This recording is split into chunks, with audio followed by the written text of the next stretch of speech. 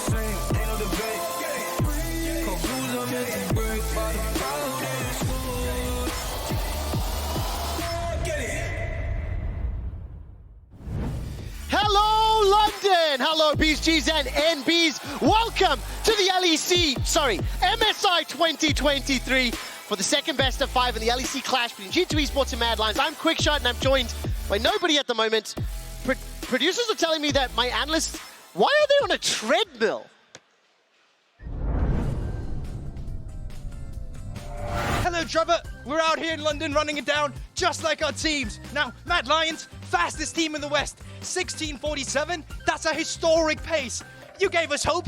You made us feel like we had it, and then you took it away. But still, you managed to make T1 feel like they were playing a final. Anyways, Mad Lions not getting it right the first time. We're used to that. All right, G2, listen up. You thought you had that game 4 against Gen G, didn't you? I did too for a bit, honestly. But hey, you are the only Western team to take a game off the Eastern team. That has to count for something. When it comes to the sprinting pack, you're already ahead or behind, because sprinting is a bad thing. So, you're playing against G2, down in the lower bracket. Where have I seen this one before? That's right, LEC Spring Championship, and you managed to take it all the way. No fans believe in you. I didn't believe in you. They were praying for your downfall. You managed to make it happen anyway. LEC lower bracket, any percent speedrun. Historically, when G2 were at their apex mountain, the best team in the world in 2019, they were the ones who got ahead of the meta with creative picks. Of all remaining junglers at this mid-season invitational, Yike has played the most unique champions. Caps is the one who brought out Nautilus mid first at this tournament. Lean on your creativity and strong performances. G2, you already have the historical record and the creativity to win this. And Mad Lions, it's time you start figuring out yourself. Continue to play with confidence. Do not hesitate, but slow the pace down a bit every now and then, especially around those drakes. Wait for your prey to come in, and then, when the moment is presented to you, you strike, and then you show them what it means to play against Mad Lions with ferocity. Either way, you still got G2 figured out. We see that already. So they figured out that Gragas is strong? Just ban it or pick it yourselves. Like I said, you're the most creative team. You already know how this matchup goes, and now you're the team that can readjust going into it and destroy Mad Lions. You are G2, Kings of Europe, or one of them. I'm led to believe that there are a lot of European kings, but whatever. I know you can play with creativity and confidence and surprise. You've got this. It's time to stop running it down and play your game. And holy crap, Goldborg, we have to get to the desk. We need to stop running it. Please, no more 1647. No more of that nonsense. That was fantastic. If I were to award a winner, I do think Goldborg had a little bit more punch. He also knew and obviously knows there's more than one king in Europe. Come on, Emily, I expected more from you. I had to lean into it. I'm out of my element. This is actually the match I'm nervous for the most. Okay, hold on. We'll get to this in a second. We've got a high-pace intro because the players are setting up. I want to see what the fans are predicting to win. And our MasterCard fan prediction, and they are leaning with Emily Rand right now. 73% of them voting in favor of G2. Remember to send in your votes every day at MasterCard Nexus on Twitter. Welcome to the desk, and what a great intro. I learned so much about the team in such a short space of time. How? I did! I have no idea how you learned anything by watching that, but I mean, this is just a comfort spot for Mad Lions, you know? They don't want to have the fans believing in them. That's when they do the best. As I can see, the players are nearly ready to be introduced. Who are you predicting to win, and 2 sentences as to why? I'll go Emily first. All right, so I do like a lot of the things that G2 can bring in draft. I've specifically 2 sentences. Okay, watching Yike, I'm going G2. Everything says G2, but I promised Pat I would say 3-0 for Mad Lions, so 3-0 Mad Lions. Well, listen, we'll get to the games. We'll spend a lot more time breaking them down after the series versus T1. A little bit earlier, Lord did have an opportunity to sit down and talk to Niski. Hopefully we'll get to that interview in a moment or two.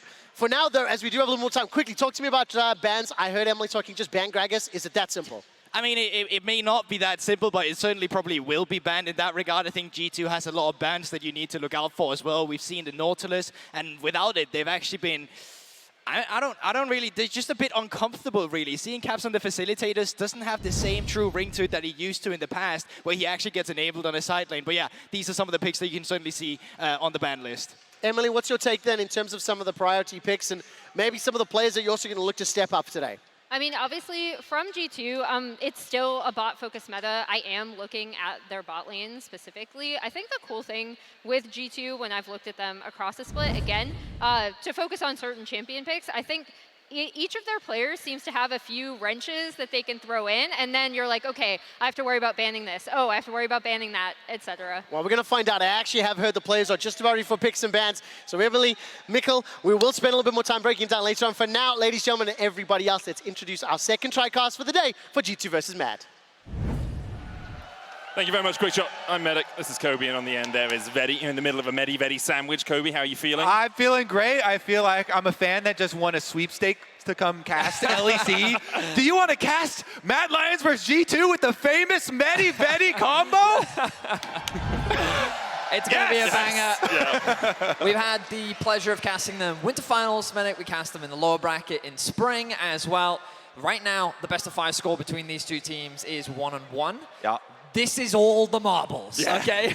This is the decider, the best of 5 to end all best of 5s, as Europe will be fighting to represent, well, the rest of Europe as they move out throughout the rest of the tournament.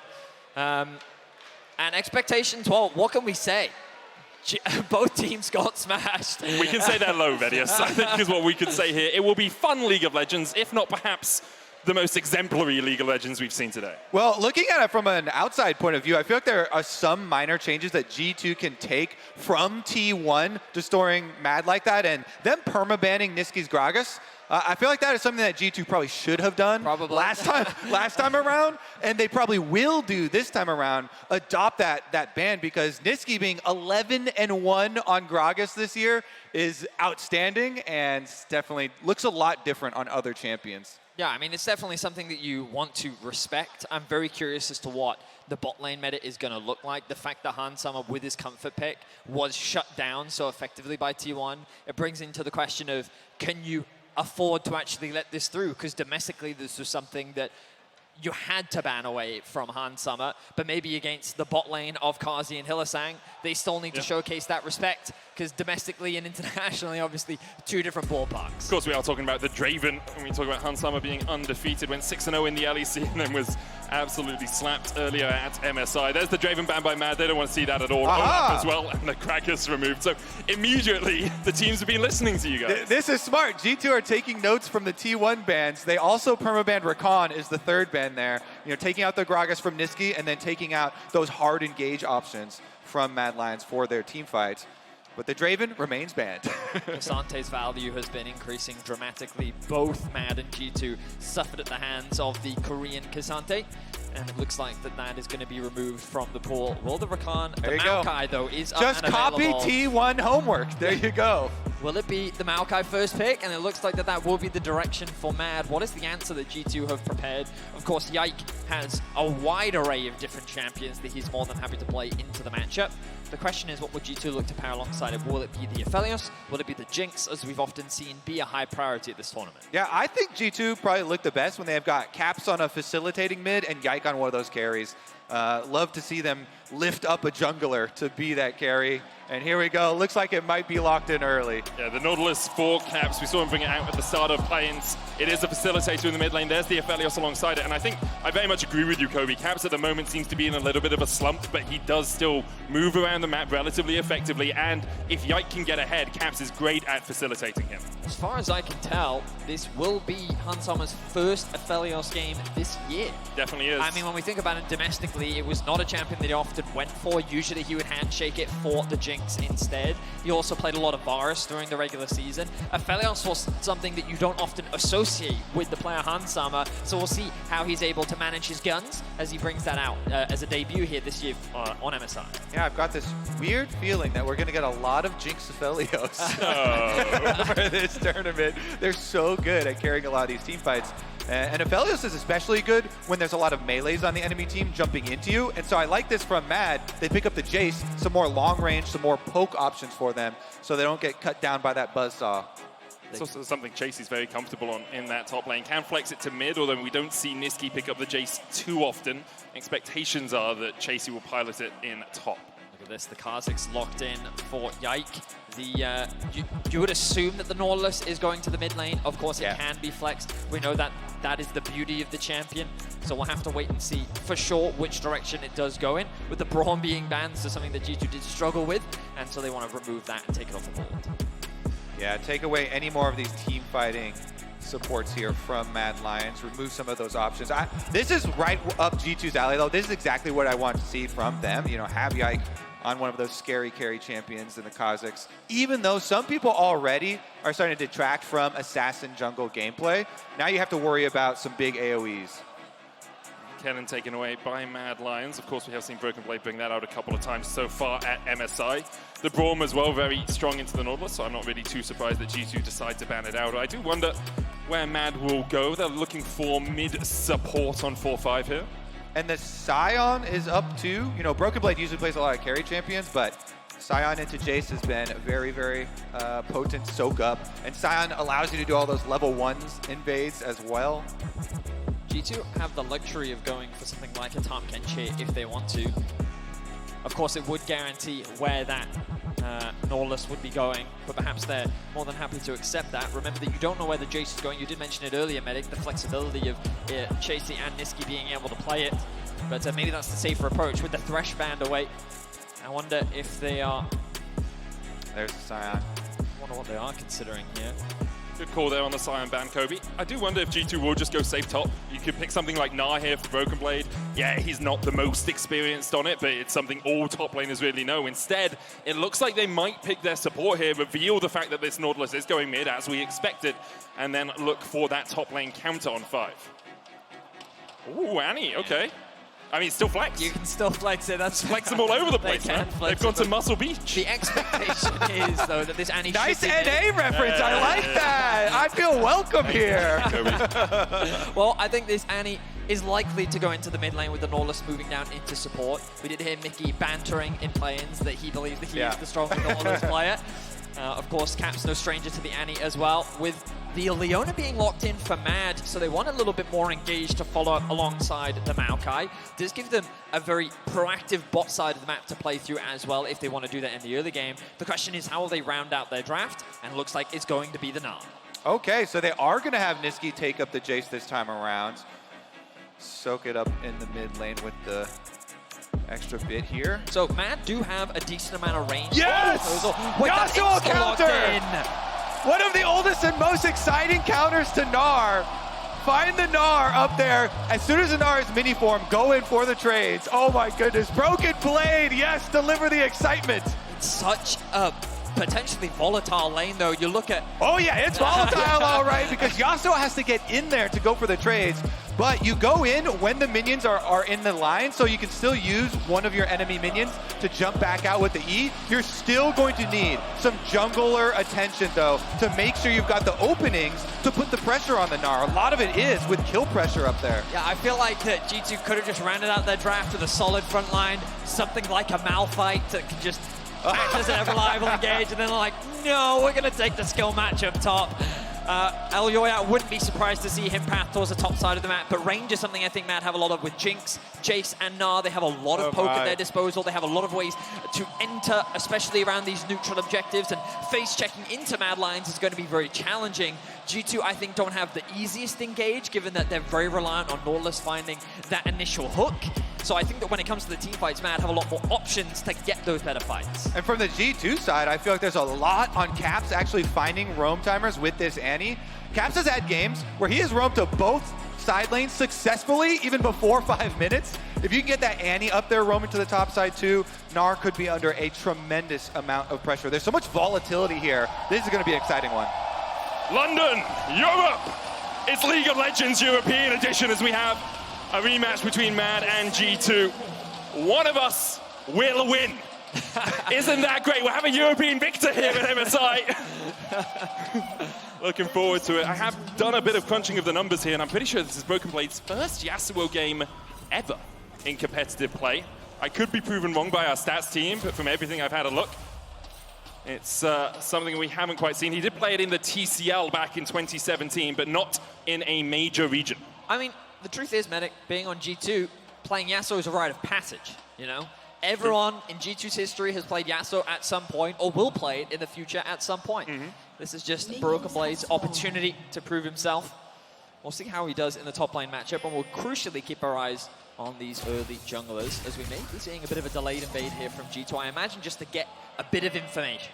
And part of the, I mean, Yasuo is a very old, counter into Gnar. The matchups used to be so much more volatile. Now Gnar, you can go full defensive runes here. He's got the extra healing from the fleet, plus the double resolve secondary for himself as well. So it's going to take a lot of effort to make it worthwhile, but very, very exciting with all of the damage on the top triangle of the map. And both junglers are starting on their top side of the map as well. I wonder if this Kha'Zix will do a full clear top. Into looking for something already I see on the minimap. Broken Blade looking to leverage the strength of the Yasuo, as we once again see a bit of trading in mid lane as well. Caps versus Nisqy, a mid lane matchup we've seen many times before, and Caps is definitely a player we'll be keeping our eyes on this series. He very much struggled when playing against Chovy. Various interviews that he's done, he commented a lot on his own performance and how he expects better of himself. And I know that many European fans want to see Caps succeed on the international stage. See if he can do that against Nisqy, who, really good trade from him. Should be able to force Caps back here. Caps knocked back by Nisqy. In the end, both of them about 100 HP. Biscuits and potions running on either of them. So Yike could look towards the mid lane. Did do that full clear. Elyoya cleared his entire top side as well. They know that he did this because they have a ward on the red buff, but Yike missed! The Void spikes! And Nisqy holds his flash. The Bud jumps over the wall. Nisqy holds his flash. Remains cool. The W does miss. And that is a swing and a miss, but that is what you still want to go for. Try and get the pressure mid so that Caps can actually roam like we were talking about. Actually get him unlocked from this mid lane, because otherwise the Jace is just looking for constant pressure there to keep the Annie under turret and make you pay with turret plates.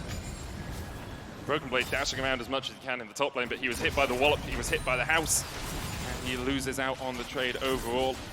Of course, he can regenerate that shield through his passive, which gives him a little bit more trading prowess, but Mega Gnar does as well for Chasey. And you did talk a little bit about Caps, Vedi, as Chasey dodges away from Broken Blade, but I think on the other side, you have to look at Nisqy and the fact that he is consistently placed well in Europe and even in the LCS when he was over there, but has never really taken the next step on an international stage. Of course, here in the European versus European matchup, doesn't give you as much gravitas as beating a Faker. But for Nisqy to step up in this series and really start performing would definitely be a mark in the win column for him. Ooh. Flash goes down though, Kazi flashes away from the hook. Hansama flashing forward, has that Graviton locked in, and Kazi has been left to his own devices, and Mickey and Hansama dive in on him.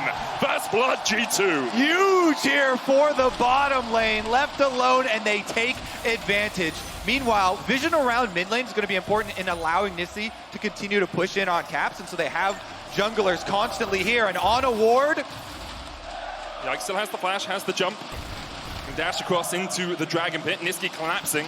And there's a whole wave pushed into the tower on bottom side too. Can we see if that was a cannon wave down there? Because that thing is dying right now. Okay, it is a cannon wave. Kazi, he's got the zap. No -1s here. Kazi able to secure it. So, a lot of people backing on top of wards this game. Difference is, Yike was able to get away with his life. As somehow the TSM chants have made it here to London. I feel at home. Run from it, hide from it, you will never escape. Thank you, London. Honestly, though, top side here, we're expecting some extra volatility. It's been pretty close farming. Cole picked up here for a Broken Blade as well on the later back, so it's going to take a while to pop. Yeah, Yike has been looking for a few opportunities here and there. Of course, his back did get delayed after that little skirmish that he ran into, which means that Elyoya has just been power farming throughout the jungle. You can see he does have a healthy camp lead over his opposition, but he hasn't really been able to do much on the map so far. Not that crazy for a Maokai, as Yike will hover around the top side of the map.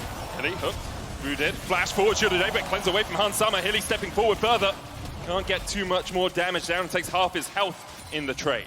Bottom lane's going to be really important too, because if you get Mickey to roam over towards the Yasuo post level 6, that's where your knockups actually come from. There's no knockups for G2 in mid or jungle for any of those early ganks up there, and Nisqy try and trade back here. Keeps the Tibbers under the tower to make sure it loses some health. Caps That walks goal. out of range to bring it back. Elioya now looking for the dive down towards this bottom side. No cleanse, no flash on Hansama. The hook comes out from Mickey, but the cannon tanking the tower for now. Hansama and Mickey able to retreat to the safety of their turret. Yeah, already chunked out Leona here pretty heavily, so don't want to go too risky. A big missed opportunity It's a here hook. for Mad. Hilly, Riptide coming down. The root's going to land with flame jumpers, but Hansama doing so much work. Mickey's already taking it. Hansama low now. The root's going to come on to Kazi as Hansama tries to trade back. Mickey trying to escape to the safety of his jungler, but Yike flashes forward immediately past him. Mickey with the shield will survive. He tanks the cat. And now Yike and Elioya in a face-off. Yike should be able to escape from this one. Elioya doesn't have the flash and has no way to close the gap. Wow. So, Mad, they see an opportunity to find the re-engage, and they're able to get themselves an initial kill. But G2 quick to trade in kind as Yike responds. Caps, very low on mana, shouldn't have the damage. And you can see the cover from Mad Lions here to help Nisqy get back to base safely. A lot of aggression back and forth between the two mid laners here. Nisqy accruing a small CS advantage. The G2 slowly building a gold advantage. 900 is the lead for now, but Mad have found a good window where they can move into the enemy top side. Yep, support roam timers. You see Hylissang coming to work with Elioya. Meanwhile, it's immediately back to lane for Mickey on the Nautilus. So there's going to be a slight window of 2v1 that Karzi's going to have to play very safe down there again. Last time we saw G2 really taking advantage of that window. It's also something that Yike respects by not going into his red side jungle. It's like, well, we don't know where the enemy support was. We know he was around mid lane pushing out that wave, so I'm just going to sacrifice these top side camps. The wave pushed out against Kazi means that he will lose quite a lot. All right, here's our replay. As Mickey's going to force it onto Hilly, the low health Leona that we saw just before the tower dive. But since Hansama does not have his flash anymore, he's going to be trapped inside the alcove, and it's jungler's eating up here. Mickey's so close. Single-digit HP right there on the Nautilus. Shields up the sapling as well. Yeah, initially I thought in that play it was Mad that were the aggressors, but Mickey believing that with the health advantage they had, they could secure that kill. Greatly underestimated the durability of the Leona in that situation, and Mad were able to get at least a kill back. And last time we saw Hylissang, he was roaming up here with the Maokai to lay down some early vision as Elioya gets behind Broken Blade. Broken Blade flashes under the tower. Elioya can knock him back. The Gnar into the wall will lock him up, but Broken Blade still pretty healthy. Half of his health remaining. The roots come out. Broken Blade dashes in once again. The wall up the last breath, but Broken Blade will fall in the 2v1. Meanwhile, on the bottom side of the map, Nisqy is collapsing here. Mickey tries to flash away from the knock, but Hansama red white. He's looking for the fight, but he's knocked back into the midst of three members of Mad. He takes the 1-for-1. He gets the 1-for-1, so they get kills on both sides of the map, and it's going to turn into a Rift Herald as well for topside because Yike was able to chase him off there. Elioya goes for the recall on Maokai. What a gank, though. Wow, very explosive here in the early game between G2 and Mads. The TP will come through from Nisqy. He did lose a couple of CS there as Caps also secured the plates, but I was skeptical about seeing Hansama on the Ophelia, something that we often don't associate with him, but you give him the right guns and you know that he has the tools, even in a 1v3, to walk away with a kill. And it is something he played, but not recently. He has 30 games on it across his career, about a 56% win rate, played that a lot back in 2021, back in 2020, and a little bit on TL when he was there. But for the moment, he is playing very well in this game. About 7 CS up, about 600 gold as well. As we look for the last breath up towards the top side, Chasey can just dash away. Hylissang waiting to see if Mickey and Hansama step too far forward. Goes in, only level 5, no solar flare on him. Hansama with the cleanse. TP immediately invested by G2 as they look to turn the play around. Yike's going to dash across the wall, but Elioya can twist it advance and escape to the minion. Nisqy trading onto Yike though. That Karzik almost went splat. And Nisqy unable to put any more damage down. Yike immediately popping the ultimate there so that there was no target for Nisqy to lock onto. But They got to get pushed off here. Caps is holding stun. look at all the chakrams as well on Hansama. Yike has how he'll put it down, flash forward. Mickey looking for something. Hylissang will force him, make Deathrocket coming out as well as Cat stacks up the tower. Yike so low. Nisqy trying to do what he can. The Tibbers pulled back, and in the end, another 1-for-1. Both the supports fall. Tibbers here trying to block and hold their time. Nobody dies to an extra shock blast. Extra turret plate goes down to nothing, but it's going to also be topside. Yike. There's no way. There's no way he Yike. dies. Yike. It's fine. It's fine. Yike. It's fine. Yike. Oh, that would have been a yikes. It's actually really funny too, because you can leash jungle camps really easily now since they don't fully hard reset. So pretty easily managed there by Yike. Meanwhile, topside, I want to shout out, it is going to be the recall, and Broken Blade gets the minions all the way up to tower. But here's a look at the dive. They got the Maokai ultimate going, and so Mickey knows as soon as he's in down there, he's also going to go down. Oh, Mickey looking to lose his life once again. An easy pickup for the Mad Lions. But I think that G2 forcing that play in bot side, while initially it looks good, Niski's Shock Blast did so much to mitigate the follow-up because of how much damage it did onto Yike on the back end. Mad were quick to punish. They find themselves another punish as they secure a pick onto Mickey, and they will lock in their first dragon of the game. Hans Summer now makes his way down to the mid lane. I wonder if they'll shift Caps over to bot. He doesn't have his TP available, but they have to be paranoid about a potential dive, which is why they are just stacking in mid for now. Always a risk when you start moving your AD carry and your support into the mid lane that people on the side lane can be a little bit weaker. Caps actually joining up with Mickey and Hans Summer, working his way downtown, moving fast, and now he's going to go home to the mid lane as Hans Summer and Mickey just catch the wave. A Shock Blast hits Yike in the back and takes about a third of his HP. Niski in a pretty strong position. Doesn't have first item yet, but already serrated Dirk. Manamune going to be stacking up as he's got almost 200 stacks on his tier. Yeah, that poke damage is going to be pretty important for them for their soften up before the objectives. Another hook from Mickey. Hilly, there's a Gravitum on Hans Summer. The root's going to come out, and Mickey has every type of CC at his disposal. A slow, a stun, a root, everything you can do, and a pull back with the airborne, the knock-up as Hans Summer kills off Hilly. Mickey has had his number. What?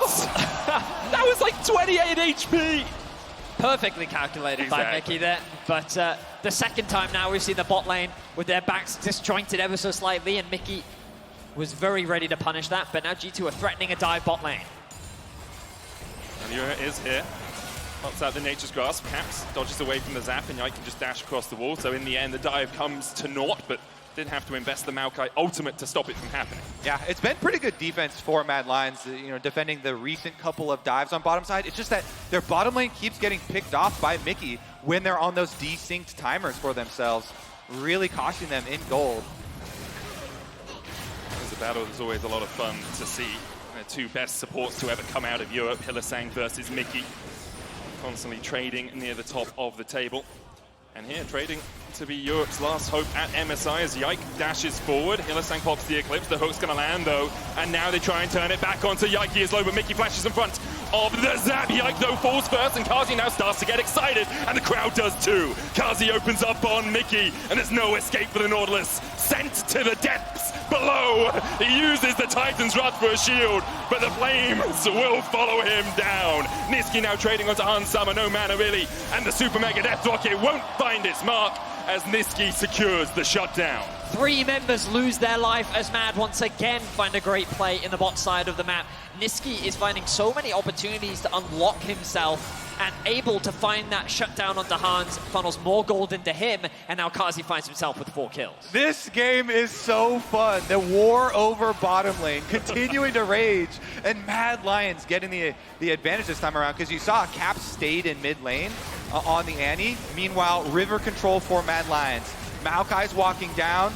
So even though Hilly gets low, he uses his E to get to the other side of Yike, and then Elyoya flashes in to root and save him. I think we've seen in a number of these skirmishes the durability of the Leona really paying off, and Mickey flashing onto Kazi thinking that Hylissang's death was a done deal so they could set up for the next kill, but there was no follow-up because they weren't able to get that initial kill onto Hylissang, and then Hans Summer, he didn't really have any resources left as Niski secures himself another big pick. The Mad Lions have been able to equalize the goal. Yeah, I mean, those buffs to hammer form for Jace really were quite potent there, and Niski definitely making a lot of roam timers work. G2 doing a good job of picking up gold across the map, though. They are well in advantage in terms of plates, about 700 gold in the lead overall. But I will say, this is kind of how Mad Lions were able to make their lower bracket run in Europe, winning through Kazi. Even against Fnatic, it was Kazi getting a quadra on the Jinx that actually was able to turn that game around for them.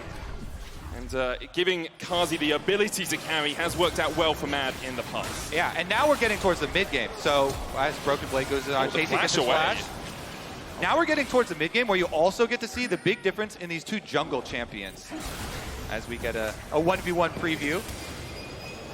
Chasey's going to get up to Mega here. I don't think G2 really want to go for the dive. Oh, but they're going to TP in. Rift out used as well. G2 have other things on their mind. The root's going to land on the Broken Blade soon. Make that coming in as well. Hansama is here to join the party alongside Caps. And Lyoyo and Chasey trying to survive underneath the tower. In the end, Yike will get one. They'll get two in the dive. Perfectly executed by G2. Niski continues to push in the bot lane. He could very well secure another tower as Kazi does the same thing. The reality is that while the dive ends up working out for G2, they had to invest a lot to make it happen. They pick up 2 kills. They should be able to secure 2 towers. But Mad is going to do the exact same on the cross map. They get the tier 1 in bot, the tier 2 in bot, and the tier 1 in mid lane. Overall, a pretty even trade across the board. Yeah, look at that. Still very, very close right now. Hylissang getting back to try and retake some vision control here pretty early as G2 go for it. But talking about those 2 jungle champions, once again, the difference really becomes when you get to these team fights and why, even with all these shiny new buffs on Kha'Zix, some people start to pull away from the champion in pro play because Maokai is just so OP in setting up for objectives and team fight zone control. You talk about playing around Karzi, Maokai is perfect for it. Really setting up for him with the ultimate, with the twisted advances for peel, and you're going to see a pretty big difference there in jungle ability to peel versus jungle ability to actually bring the damage to isolated targets on picks. Solar Flare. Hansama pops the cleanse. See Mad just looking to get that spells out before the fight really begins. Flashes across the board as well as the dragon has spawned. Mickey down to half HP, taking the brunt of a shot blast to the back, and now Mickey has to start to retreat behind the tankier members of his team, but there aren't that many tanky members. Kha'Zix and Yasuo not the best front line. Dredge line going in. Mickey already low. Pops the depth charge as well. Mickey surviving and Chasey already down. The dragon secured by G2. And now they really start to open up. Broken Blade dashing in. Niski able to get away for the moment, but Hansama untouched through the entirety of the fight. He gets a double and 1 for Caps on top. Hansama takes the triple and Mad are wiped away. Oh, G2's going to steamroll them now. Yikes on the hunt. They're going to get a tower at least afterwards. G2 walk away with a massive victory. Yike, he is sniffing for more. He is trying to hunt for an extra pick, but Niski will not allow it. The dragon going in favor of G2, and I think we didn't even get to see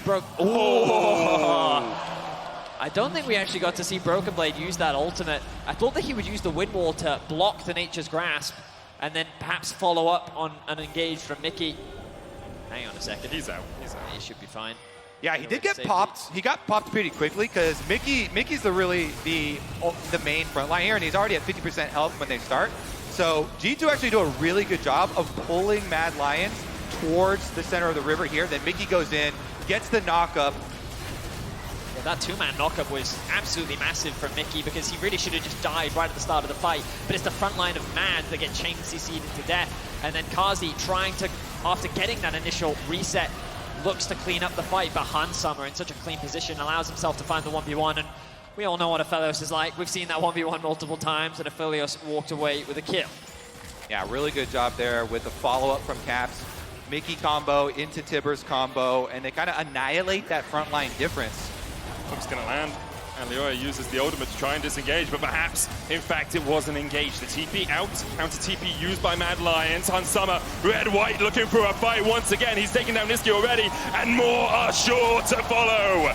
Mad Lions getting ripped to shreds by G2 in the topside river, and Lyoyo tries to get away, but Tibbers, the stun, the lockup, and a twisted advance won't be enough. G2 take 4-0. Wow, an unexpected fight in the river. They weren't even fighting over an objective, but it very quickly devolved into madness as G2 found pick after pick. The Baron spawns perfectly on time, and they're looking to snowball this game out of Mad's hands. Yeah, hello Baron, goodbye Baron. Right on spawn, 20 minutes on the dot. They're going to take it. Chasey's coming over, but the chances here are below 1%. I think we all agree with you, Nick. It would have been one of the strangest steals I think I've ever seen. And although Europe are very good at Baron throws at this MSI, would have been a bit of a spectacular against one. Another European team, Medic. I mean, you can. Well, you probably can. I mean, this game has just been blown wide open. Back-to-back massive teamfight victories for G2. And once again, Mickey starts it out. He got the hook into the ultimate here to buy time for teleport to come in.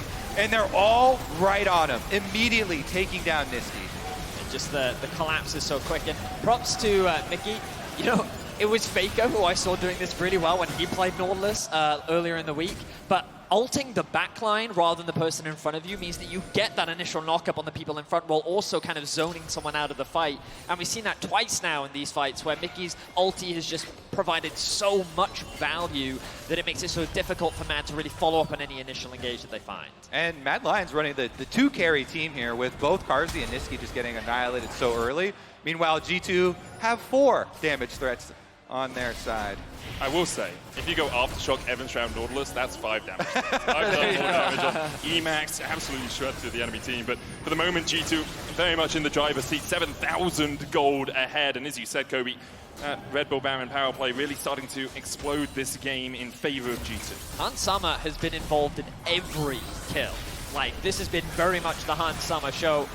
His Aphelios is doing some serious work right now. Once again, both teams gathering around the bot side jungle. Not really playing for any objective here. They need to get that push in, but with the dragon spawning very soon, I guess the fight is for vision as G2 continue pushing the bot side. Threaten this tower. Mad tried to defend. Dragon up in 30 seconds. Nature's Grass coming out as Mad Lions perhaps look for a little bit of an engage. Yike dodges away from the Zenith Blade and the Infernum ultimate with the Moonlight Vigil into the Tibbers. It's just decimation, demolition in the bot lane here for G2. Anything that Mad try to do is answered by the unrelenting hand of G2. 5-for-1 in the bot lane. All right, it's a massacre at this point. 22.5 minutes, G2 on the inhibitor turrets. G2, this is what they look like domestically. In winter, when they were on form, they would decimate their European competition, and they're doing it here in this first game in this best of 5. G2 show us that even though we might be outside of the European Union, Europe can still show up as they get the 1-0 up against Mad Lions. Woo! It's crazy how quickly that game snowballed out of Mad's control. It felt like that they put themselves in a good position. Nisqy had a very healthy lead over Caps in the mid lane. Carzzy came out of the laning phase 4-2. He was already completed his first major item. But then after that, that fight around the dragon, into the fight around the topside river, into then the Baron, into the game end. Yep. Just sequence after sequence, G2 was very quick to snowball that game out of control. And Yike going with that Augurin Conqueror into Black Cleaver and Gore Drinker, tanky Kha'Zix build, chasing them down. My goodness, there was not a lot of opening. We can both agree, Yasuo didn't really do much this game. We were excited about the pick. I'm so glad he picked it. It was fun. Yeah. But yeah, Broken Blade and Chasey really had no impact in this game. We've recognized it's become a very bot-sided meta. You know, it always has been, really, but really this game was all about the bot lane and the interactions between them, and it was definitely Hans Summer that ended up showing up. 11, 3, and 9 involved in 20 of the 21 kills. I think a lot of credit had to go to Mickey in that, right? His ability to find the hooks. Also, we often saw the 2v2 in the bottom lane. Hylissang would be aggressive. He'd be going in, he'd be looking for the fight, and it was always Mickey disengaging well that allowed Hans Summer to get into this really strong position. For sure. I think that Mickey's Nautilus, I think it's fair to make the argument that his Nautilus is stronger than Caps' Nautilus. Yeah. Maybe we'll see if they get the Nautilus once again. But yeah, it's an impressive performance from G2 in Game 1. We'll see if Mad can bounce back. They were down 0-2 in the finals against BDS when they were able to make the reverse sweep a reality. So we'll see if Mad can keep that strong mental that they've demonstrated multiple times before. I mean, if we're keeping the theme of the day, it'll be almost a reverse sweep into getting destroyed in the final game. We're going to hand it over to Quickshot, who's ready to break down Game 1. Well, I'm certainly going to try, but I'm going to lean on my two analysts of Goldbook and Emily, who are significantly smarter at the game. I will say, though, not huge surprises in the draft, and frankly, not huge surprises in how the game played out. We saw some interesting and entertaining skirmishes, I should say. Let's take a look at the FWS post-game breakdown graphic, just to immediately look at the two team compositions and the flow of gold. I think early game up until 15, slightly messy, slightly back and forth. I mean, Emily, we were probably like, I think we're going to have just a few early kills and a few late game kills. You're like, yep, that's exactly how it's going to play out. Yeah, and everyone was bot lane, right? Like, you saw that focus from Elioya immediately being like, I need to go bot. Everyone, it was a party in bot. The thing that's actually surprising me looking at this gold graph that I wasn't tracking was like, how G2 G2 did manage to stay ahead for most of it, even in like tiny amounts. Hey, even a few hundred gold counts. Yeah, because I mean, Mickey was contesting like every single time he possibly could, and then Mad were trying to counter by sending more people bot. But I'll be honest, this game kind of felt like a simulation in some way as well. We only pretty much saw one cross map where G2 played up towards the top side. Nisqy got bot 2 turrets. There was a Kanzi in the mid lane as well getting that. But outside of that, it was pretty much, here's an isolated pick where we get a kill. Here's a team fight we're setting up for. Here we're fighting again. It just screamed fight after fight after fight. And I think in terms of those particular picks, when we do take a look at the draft, Mickey's Nautilus had a significant impact. I think particularly in those early games, that big brain play where he interrupted the back for Kazi, managed to set up the kill. I don't think I was too surprised about the way the draft played out. I do think, though, Annie Nautilus is an interesting one for me because we were even discussing it could go mid, it could go support, and this is a team that could flex it. This is something I did touch upon going in, the thing that I really love seeing out of this G2 team, and also kind of a hallmark of G2 teams just generally across history. You obviously, we saw Caps was the first player to bring out the Nautilus. It's still a flex. We were kind of going back and forth about how like it makes more sense for it to go bot, but since it's Caps, maybe they're just going to shove it mid.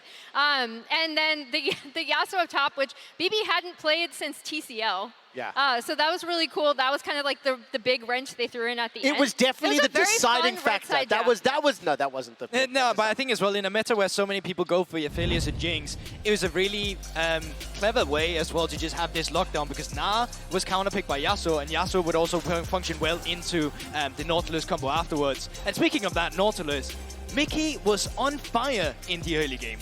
Yeah, and I mean here you're going to see a lot of action in the bot lane. I mean, Mickey, you're so fine. These engages, they just blew my mind. You were like, I really want to talk, I really want to talk. You had your hand out, and I was he's like, already what is coming? dancing on the corner. You guys can't God, see this. okay. But yeah, so much of this game was not about the mid lane. It was not about the top side of the map. It was about who can have an impact on the bot side instead, who can get the favorable skirmishes. And while it got close back and forth of here, where Mad Lions did strike back to get some kills, where Mad Lions did find one skirmish where it did end up in their favor. For example, this one where it kind of gets messy for G2. In the end, Hansama got all the kills, got all the resources, became the big monster that you could carry through later on. Yeah, and I mean, the big thing here, even though we obviously see this is a favorable fight going for Mad, they actually had a few opportunities where they had complete control of the bot side, and they could have, off of some of these fights, kind of exerted that, gone for a little bit steadier Drake takes, etc. Because this was kind of the big play where it was like, okay, maybe the tide will shift. Yeah. But I think the big thing in, again, looking at this composition, how well Hansama played throughout, and Mickey looking for every single engage, is the fact that they can get on this Jinx so easily. Yeah, and I think in particular, watching Hansama, especially during the early game, gun usage, the CC, like both the setup for the AoE was quite impressive. What else stood out to you about Hansama, particularly in the later fights? I think it's just the positioning and knowing when you can actually move forward as well in some of the team fights. We saw it in the mid lane dive specifically, where they secure Baron afterwards. Good turret juggling, Tippers comes in to take care of it, but it's also just the fact that Hansama is willing to dash forward. And that's some of the best plays we've seen from some of the Aphelios. You know when to step back and let people kite into you, or you kite back and let people step into you. And you also know when do you press the pedal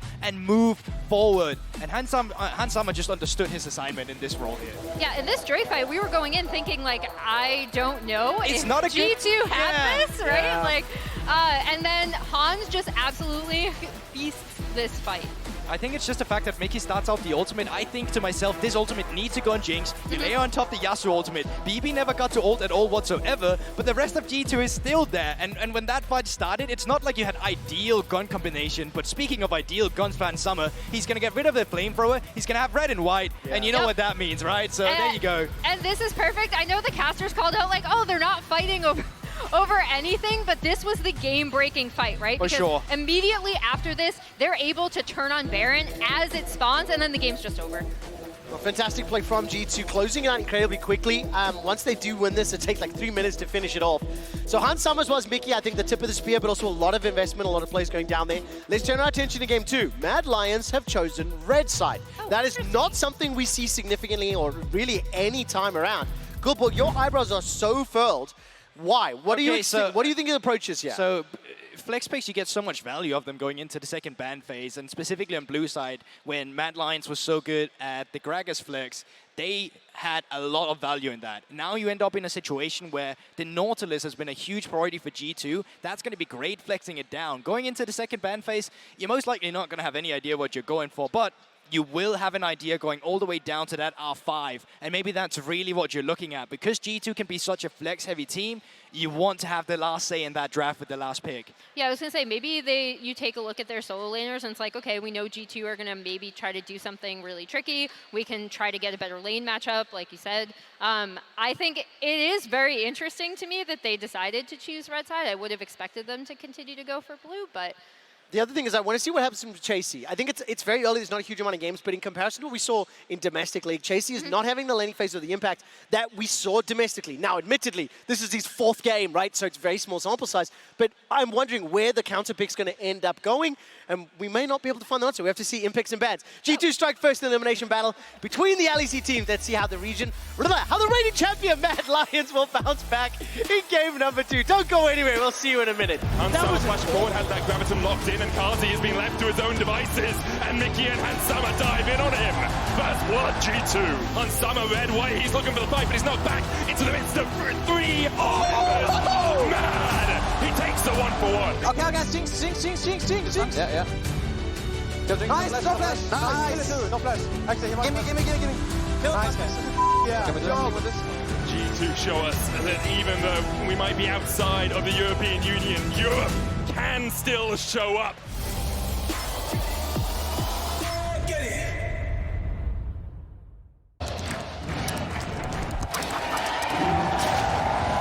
Red Bull gives you wings.